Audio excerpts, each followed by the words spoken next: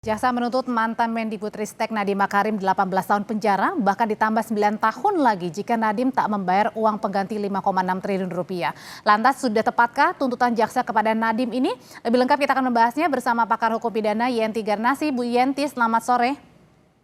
Selamat sore. Bu Yenti, kemarin jaksa sudah menuntut Nadiem 18 tahun penjara dengan uang pengganti 5,6 T, kalau enggak ditambah lagi hukuman penjaranya jadi 9 tahun. Menurut Anda, apakah tepat tuntutan jaksa kepada Nadiem Makarim? Ya, menurut jaksa itu tepat ya. Kalau menurut saya, karena jaksa itu kan primernya menggunakan pasal 2 Undang-Undang Tindak Pidana Korupsi yang sudah masih menggunakan undang-undang lama saya kira ya. Walaupun di KUHP juga ada yang baru. Jadi di sana kan memang ancaman pidananya kan minimalnya 4 tahun, maksimumnya seumur hidup 20 tahun gitu. Jadi nampaknya ya jaksa melihat bahwa sebenarnya sejak awal tuh jaksa itu kan namanya penyidik penuntut umum itu kan presumption of guilt ya. Dia berprasangka salah dengan alat bukti yang disiapkan dia gitu ya sejak awal. Nah, nampaknya kalau yang saya lihat tuntutannya itu kan dia berpikir dari 20 tadi ya, ada 20 tadi yang pembuktian rantaian pembuktian di pengadilan tadi antara lain kan ada ada bukti elektronik untuk pertemuan di bulan Mei sebelum Oktober dilantik. Oke. Kemudian itu didokumentasikan, udah alat buktinya surat ya, udah dokumentasi. Setelah itu kemudian menurut jaksa ada fakta bahwa Google perusahaannya yang bersangkutan itu kan terlibat berkaitan dengan Akap dan Gojek. Nah, di situ di prospektusnya dikatakan bahwa ada bahwa yang bersangkutan adalah pemegang saham dan ada catatan bahwa ada hutang pada Google gitu ya. Itu yang dipegang sehingga kemudian ada pembicaraan tentang proyek yang bersangkutan pada waktu itu belum jadi menteri. Itu yang dipegang oleh jaksa. Kemudian jaksa juga mengatakan bahwa ya memang menteri kan sebagai penanggung jawab kuasa anggaran ya, kuasa anggaran, dan kemudian juga ada fakta-fakta yang disampaikan bahwa Chromebook itu berdasarkan pengalaman di masa lalu itu tidak bisa diterima, bahkan Yenti. menteri sebelumnya juga tidak setuju kan gitu, sehingga kemudian terjadilah menurut jaksa penuntut umum atau negara gitu ya, biasanya itu kalau jaksa itu kan negara ya, itu bahwa ada kerugian yang timbul gitu. Jadi kalau Anda lihat berarti artinya memang ada unsur niat jahat di situ, atau mungkin jangan-jangan hanya sekedar kebijakan yang gagal saja, karena kan di medsos ini riuh sekali ya tuntutan Nadiem Makarim. Iya begini, maka kan harus dicermati nanti ya, nanti terserah hakimnya dan kemudian nanti habis ini kan terserah pledoinya bagaimana gitu ya. Terutama menurut saya balang merahnya adalah ketika ada pembicaraan di bulan Mei dan kemudian ada menjadi dokumen ya, dan kemudian setelah jadi menteri kemudian ada ada kata-kata yang mengatakan yang disampaikan ya, go ahead with Chromebook gitu kan, itu yang dipegang oleh jaksa ya, dan itu memang terjadi.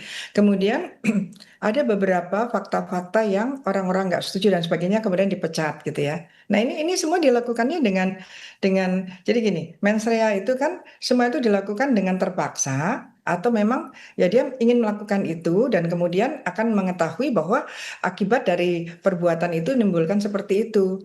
Ini seorang menteri Oke. loh ya, menteri yang harusnya kan menteri itu kan sesuatu hukum itu harusnya difahami apalagi oleh seorang menteri, oleh pejabat, oleh politisi gitu ya. Nah, seperti itu memahami mens rea itu adalah bukan saya kepengen korupsi, bukan gitu, menginginkan korupsi bukan seperti itu, tetapi bahwa masing-masing perbuatan itu dilakukan dengan terpaksa apa tidak. Ketika dia mau melakukan itu dengan kesadaran apa tidak. Kesadaran pun macam-macam, kesadaran dengan kepastian akan menimbulkan ini, kesadaran dengan tujuannya untuk ini, dan kesadaran untuk kemungkinan akan ada ini. Ini saya kira nanti hakim bisa mendalami itu dan Oh, adakah kemudian unsur mens rea-nya atau enggak gitu ya. Bu Yenti, balik lagi ke tuntutannya dari jaksa.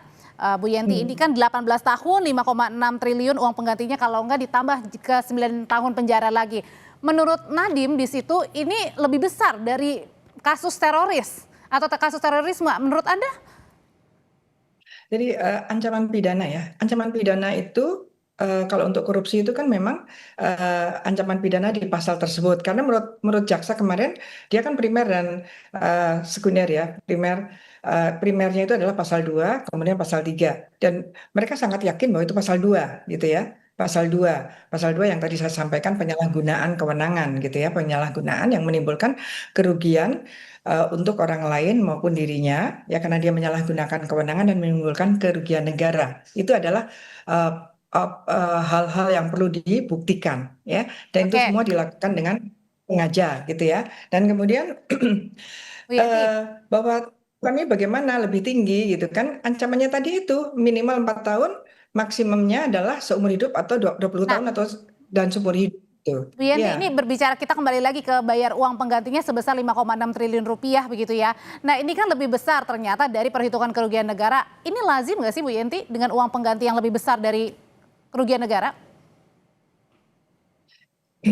Ya gini, harusnya kalau kerugian negara ya, uang pengganti itu sesuai dengan eh, hasil korupsi yang timbul, ya uang mengganti, dan nanti juga ada denda juga kan. Nah, memang untuk korupsi itu kan khusus ya, tindak pidana khusus di luar KUHP tadinya ya, itu memang ada pembayaran uang pengganti karena Yungto pasal 18 kan, pembayar uang pengganti. Kalau uang pengganti tidak dibayar, maka bisa disetarakan dengan Oke. pidana berapa terserah hakimnya. Memang uang pengganti yang 9 tahun ini kali ini kok ya tinggi memang ya. Karena mungkin 5, sekian triliun itu. Tapi kalau nggak salah dulu itu uang pengganti kalau nggak bisa Oke, baik. diganti, maksimum itu 2 tahun rasanya ya. Oh, sekarang jadi 9 tahun ya, nggak tahu juga kenapa begitu. Jadi 18 tahun itu Baik, pidana pokoknya ya, kemudian itu baik. pidana tambah, pidana penggantinya gitu. Nah, tapi tentunya kita masih menantikan ya karena jadwal Iya, persidangan kita juga masih panjang, masih ada pledoi berikutnya yang akan disampaikan oleh masih Hadi ada Makarim. pledoi, masih ada duplik, masih ada replik gitu ya. Ya. Oke, terima kasih Bu Ya, Yenti Garnasi, pakar pidana. terima kasih.